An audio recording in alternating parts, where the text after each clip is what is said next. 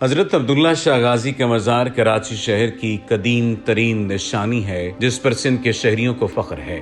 گزشتہ 1300 سال سے کراچی کو کسی سمندری طوفان نے نقصان نہیں پہنچایا اور اس کا سبب اس سید ہی کی ذات مبارک ہے۔ عباسی دور میں جب عبداللہ شاہ غازی یہاں تشریف لائے تو آپ کی آمد پر یہاں کے مقامی لوگوں نے خوش آمدید کہا اور سادات کی ایک شخصیت کو اپنے درمیان پا کر بہت عزت اور احترام کا اظہار کیا۔ آپ 12 برس تک اسلام کی تبلیغ میں سرگردہ رہے اور مقامی آبادی کے سینکڑوں لوگوں کو مشرف با اسلام کیا۔ عبداللہ شاہ غازی 98 ہجری میں مدینہ منورہ میں پیدا ہوئے۔ آپ کی تعلیم و تربیت آپ کے والد حضرت سید محمد نفس زکیہ کے زیر سایہ انجام پائی۔ حضرت نفس زکیہ کا شمار اکابر سادات اور محدثین میں ہوتا ہے۔ ابھی حضرت عبداللہ شاہ غازی تعلیم حاصل کر ہی رہے تھے کہ اس وقت بنو امیہ کی حکومت آخری ہچکیاں لینے لگی اور پورا ملک انتشار کا شکار ہو گیا۔ پھر خلافت عباسی کا دور شروع ہوا۔ حضرت نفس زکیہ نے 138 ہجری میں عباسیوں کے خلاف علم بغاوت بلند کیا اور اپنی دعوت خلافت تحریک مدینہ منورہ سے شروع کی۔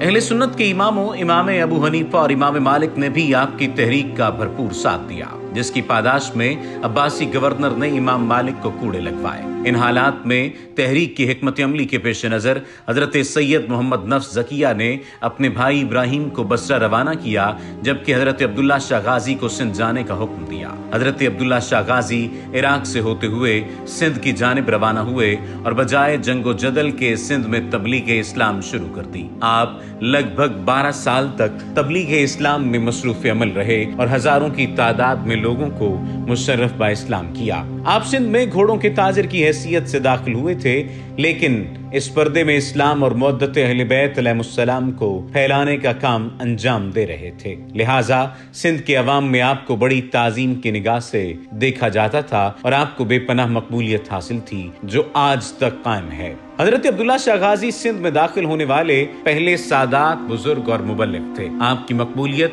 اور مریدین کی بڑھتی ہوئی تعداد دیکھ کر لوگ ان سے حسد کرنے لگے۔ ان کی سندھ میں موجودگی کے حوالے سے سندھ کے اس وقت کے عباسی گورنر عمر بن حفظ کو آگاہ کر دیا گیا، مگر کیونکہ گورنر سادات کا بے حد احترام کرتا تھا لہٰذا اس نے لوگوں کی بات سنی انسنی کر دی اور باقاعدہ طور پر حضرت عبداللہ شاہ غازی سے ملاقات کر کے ان کے ہاتھوں پر بیعت کر لی۔ اسی دوران حجاز میں محمد نفس زکیہ کو عباسی فوجوں نے شہید کر دیا، جس کے بعد عباسی خلیفہ المنصور نے عمر بن حفظ کو حضرت عبداللہ شاہ غازی کو گرفتار کر کے فوراً دربار خلافت میں حاضر کرنے کا حکم جاری کر دیا، لیکن گورنر سندھ نے آپ کو گرفتار کرنے کی بجائے بہانہ کر دیا کہ عبداللہ شاہ غازی میری مملکت کی حدود میں نہیں ہے۔ خلیفۃ المنصور حضرت عبداللہ شاہ غازی کے بڑھتے ہوئے مریدین کی تعداد کے سبب انہیں خلافت عباسیہ کے لیے ایک خطرہ سمجھ رہا تھا، لہٰذا اس نے 151 ہجری میں عمر بن حفظ کو سندھ کی گورنری سے ہٹا کر ان کی جگہ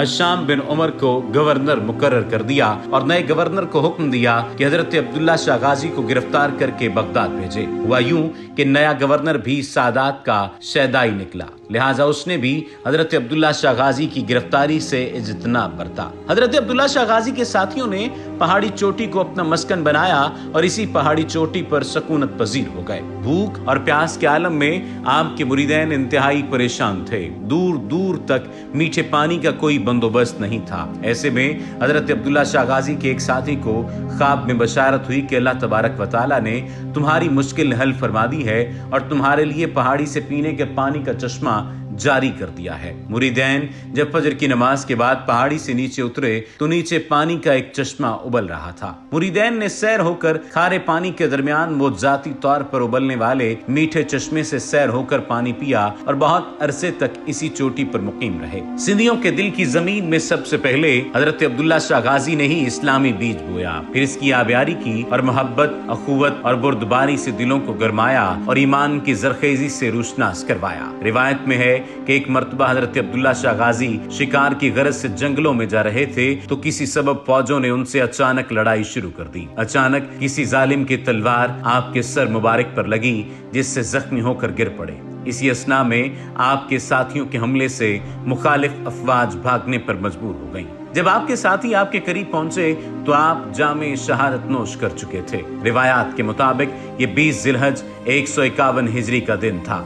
دیگر روایات میں مذکور ہے کہ عباسی خلیفہ ابو جعفر منصور کو جب خبر پہنچی کہ سندھ کا گورنر عبداللہ شاہ غازی کا مرید ہو گیا ہے تو اس نے حشام بن عمر ثعلبی کو ان کا تعاقب کرنے کے لیے سندھ روانہ کیا، جہاں حشام کے بھائی اور ان کے درمیان قتال ہوا، جس کے نتیجے میں عبداللہ شاہ غازی شہید ہوئے اور ان کے ساتھی اس علاقے میں بکھر گئے۔ ذہبی اور ابو الفرج اصفہانی نے بھی اس کی طرف اشارہ کیا۔ تیوری نے بھی یہ واقعات 768 عیسوی بمطابق 151 ہجری میں نقل کیے ہیں۔ اس وقت سے آج تک کراچی کے علاقے میں سب سے بڑا عرس مبارک عبداللہ شاہ غازی کا ہوتا ہے، جس میں ہندو، شیعہ، مسلمان اور عیسائیوں سمیت تمام مذاہب کے لوگ شرکت کرتے ہیں۔ کراچی کے علاقے کلفٹن میں واقع عبداللہ شاہ غازی کا مزار انتہائی تاریخی اہمیت کا حامل ہے۔ 20ویں صدی کے اوائل تک یہ مزار ایک ریتلے پہاڑ کے ٹیلے پر ایک چھوٹی سی کٹیا کی شکل میں واقع تھا۔ مزار کی تعمیر اور توسیع مزار کے اس وقت کے متولی اور سیون شریف سے تعلق رکھنے والے کلندری سلسلے کے صوفی بزرگ مرشد نادر علی شاہ نے کی۔ مزار کی مشہور عمارت، اس کی سیڑھیاں، جامع مسجد، لنگر خانہ، قوالی ہال اور مہمان خانہ انہی کی زیر نگرانی تعمیر کیے گئے۔ مزار کا سبز اور سفید دھاری دار گنبد کراچی کی شناخت بنا۔ یہ مزار ہر فرقے، نسل اور معاشرے کے تمام طبقات سے تعلق رکھنے والے لوگوں کی توجہ کا مرکز ہے۔ لنگر کا 2 وقت مفت کھانا اور قوالی مزار کی سرگرمیوں کا لازمی حصہ قرار پائیں۔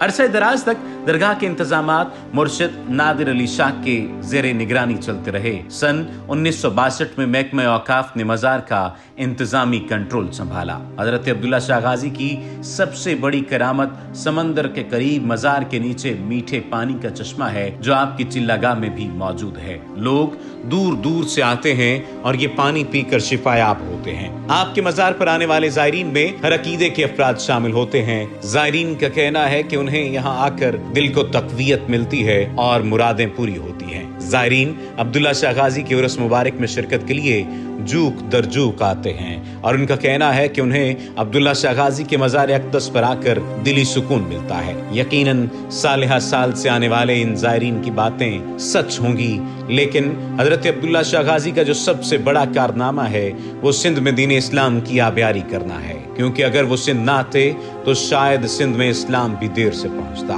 مزار مبارک کے باہر روزانہ سینکڑوں کی تعداد میں آنے والے زائرین کی جانب سے بانٹے جانے والے لنگر سے وہ غریب غربا 3 وقت کی روٹی اپنے پورے خاندان کے ساتھ کھاتے ہیں کہ جو ایک وقت روٹی کھانے کی استطاعت بھی نہیں رکھتے، جبکہ یہ سلسلہ سینکڑوں سال سے اب تک جاری ہے۔ سید زادے کے چاہنے والوں میں حکمراں طبقے کے علاوہ بڑے بڑے صنعتکار، سیاستدان اور تاجر شامل ہیں۔ ایسے ہی چاہنے والوں میں ایک شخص ملک ریاض بھی شامل ہے، جس نے حال ہی میں اس مزار مبارک کو جدید طرز تعمیر سے ہم آہنگ کیا۔ اس تعمیر سے جہاں مزار کی خوبصورتی میں بے انتہا اضافہ ہوا، وہیں زائرین کی سہولت کے لیے مزار کو مزید کشادہ بھی کیا گیا ہے، جس سے زائرین مستفید ہو سکیں گے۔